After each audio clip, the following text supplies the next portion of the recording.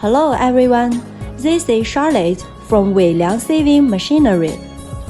Today we are talking about how to change screen of gyratory sifter.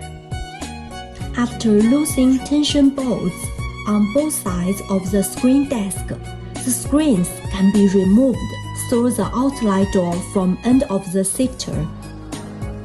Put the screen changing tool under the screen and then take out the screen that needs to be replaced. The screen changing tool can make the screen changing process more convenient.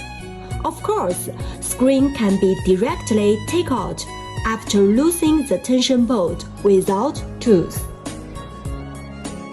Put the new screen into gyratory sifter when it fits with hook plate on both sides of screen desk.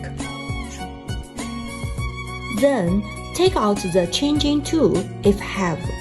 The screen changing tool should be taken out horizontally, followed by checking whether the screen is flat.